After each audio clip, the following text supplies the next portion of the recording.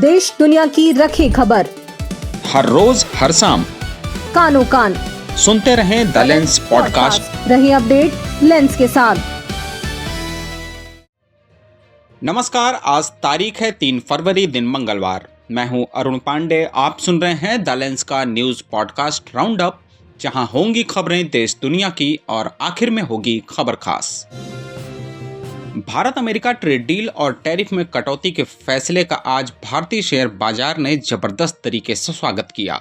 इस खबर के बाद भारतीय शेयर बाजार में उछाल आया। सेंसेक्स 2400 अंक से अधिक तेजी के साथ खुला।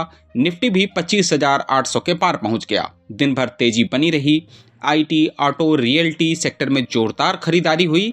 निफ्टी रियल्टी इंडेक्स 5% चढ़ा, जबकि निफ्टी आईटी 2.5% चढ़कर बंद हुआ। क्लोजिंग में सेंसेक्स करीब 2070 अंक ऊपर और निफ्टी 25,730 के आसपास बंद हुआ। साथ ही रुपया भी मजबूत हुआ।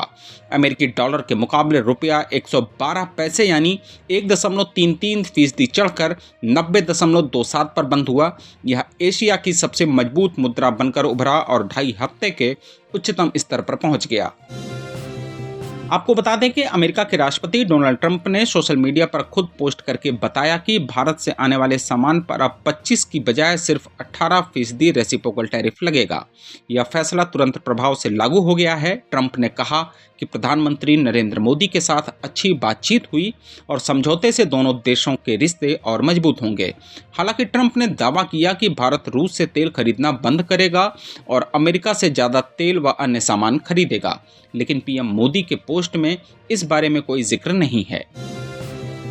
इस डील पर वाणिज्य और उद्योग मंत्री पीयूष गोयल ने कहा कि यह डील सिर्फ व्यापार समझौता नहीं बल्कि देश के मजबूत और समृद्ध भविष्य की ओर एक बड़ा कदम है।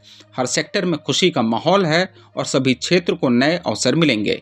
यह पूरी तरह देशहित और जनहित में है। गोयल ने विपक्ष पर निशाना साधते हुए कहा कि कुछ नेता जैसे राहुल गांधी राजनीतिक अराजकता फैलाने की कोशिश कर रहे हैं, जबकि यह डील भारतीय अर्थव्यवस्था के लिए बहुत फायदेमंद साबित होगी। उधर लोकसभा में आज भी हंगामा और गतिरोध जारी रहा। स्पीकर पर कागज फेंकने के आरोप में 8 सांसदों को पूरे सत्र के लिए निलंबित कर दिया गया। निलंबित सांसदों में कांग्रेस के मणिकम टैगोर, गुरजीत सिंह औजला, अमरिंदर रजा वडिंग, हिबी ईडन, किरण रेड्डी, प्रशांत पोडेले, एम वेंकटेश्वरन और वेंकट रमन शामिल हैं। शांति की अपील के बावजूद जब कोई असर नहीं हुआ तो आखिरकार सदन की कार्रवाई को बुधवार तक के लिए स्थगित कर दिया गया। इसके बाद नेता प्रतिपक्ष राहुल गांधी और प्रियंका गांधी ने इन सांसदों के समर्थन में सदन के बाहर प्रदर्शन किया। इससे पहले राष्ट्रपति के अभिभाषण पर धन्यवाद प्रस्ताव की चर्चा के दौरान भी हंगामा हुआ। नेता प्रतिपक्ष राहुल गांधी ने राष्ट्रीय सुरक्षा और चीन की कथित घुसपैठ के मुद्दे को एक बार फिर से जोर शोर से उठाने की कोशिश की। जैसे ही वे बोलने लगे, सत्ता पक्ष की ओर से आपत्तियां दर्ज हुईं और हंगामा शुरू हो गया। एक दिन पहले सोमवार को भी राहुल गांधी ने पूर्व सेना प्रमुख जनरल एम नरवणे की अप्रकाशित किताब के अंशों का हवाला देकर 2020 में चीनी टैंकों की घुसपैठ का दावा किया था। सत्ता पक्ष ने इसे नियमों के खिलाफ बताते हुए आपत्ति जताई और इसे गुमराह करने वाला करार दिया। लगातार 2 दिन से जारी इस हंगामे में विपक्षी इंडिया गठबंधन एकजुट दिखा। समाजवादी पार्टी के अखिलेश यादव समेत कई नेताओं ने राहुल गांधी का समर्थन किया और कहा कि राष्ट्रीय सुरक्षा का मुद्दा है, इसलिए नेता प्रतिपक्ष को बोलने दिया जाए। कांग्रेस नेताओं ने आरोप लगाया कि सरकार मुश्किल सवालों से बच रही है और राहुल गांधी को चुप कराने की कोशिश की जा रही है। उधर कर्नाटक विधानसभा में आज बड़ा फैसला हुआ। मुख्यमंत्री सिद्धरामैया ने एक प्रस्ताव पेश किया जिसमें केंद्र सरकार से मांग की गई है कि नया ग्रामीण रोजगार कानून VBG रामजी एक्ट को तुरंत रद्द किया जाए और पुराना मनरेगा यानी महात्मा गांधी राष्ट्रीय ग्रामीण रोजगार गारंटी अधिनियम को पहले की तरह बहाल किया जाए। राज्य की कांग्रेस सरकार का कहना है कि यह नया कानून संघवाद के खिलाफ है, राज्य की कमर पर भारी बोझ डालता है, ग्राम पंचायतों के अधिकार छीनता है और ग्रामीणों के जीविकोपार्जन के अधिकार को कमजोर करता है। विपक्षी बीजेपी ने इस प्रस्ताव का कड़ा विरोध किया, लेकिन सदन में यह प्रस्ताव पेश कर दिया गया है। और आखिर में जरा हटके में जानिए कोरोना वायरस पर क्या कहती है नई खोज, जो है बेहद रोचक। भारतीय वैज्ञानिकों ने पता लगाया है कि डेंगू वायरस से लड़ने वाली हमारे शरीर की एंटीबॉडीज कोरोना वायरस को भी पहचान लेती है। ये एंटीबॉडीज न सिर्फ वायरस को कमजोर करती है बल्कि उसे मानव कोशिकाओं में घुसने से रोकती है और इतना दबाव डालती है कि वायरस को म्यूटेशन करके अपना रूप बदलना पड़ता है।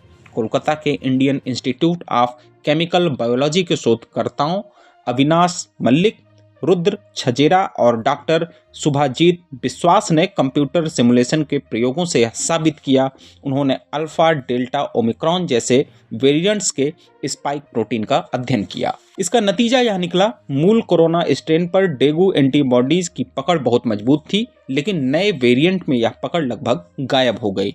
वायरस ने खुद को बदल लिया ताकि डेंगू वाली एंटीबॉडीज उसे आसानी से न पकड़ सके। चौंकाने वाली बात, महामारी के पहले डेंगू एंटीबॉडीज भी कोरोना को रोकने में सक्षम नहीं थी। यही वजह है कि डेंगू वाले इलाकों जैसे भारत में कोरोना का असर दूसरे देशों से अलग पाया गया। यह अध्ययन computational and structural biotechnology journal में प्रकाशित हुआ है। तो आज के लिए बस इतना ही। कल होगी फिर मुलाकात नई खबरों के साथ। खबरों को विस्तार से पढ़ने के लिए विजिट करिए हमारी वेबसाइट thelens.in। यूट्यूब के अलावा हमारे पेज को एक्स, फेसबुक और इंस्टाग्राम पर भी फॉलो करें। शुक्रिया। देश दुनिया की रखे खबर हर रोज हर शाम कानो कान सुनते रहें द लेंस पॉडकास्ट। रहे अपडेट लेंस के साथ।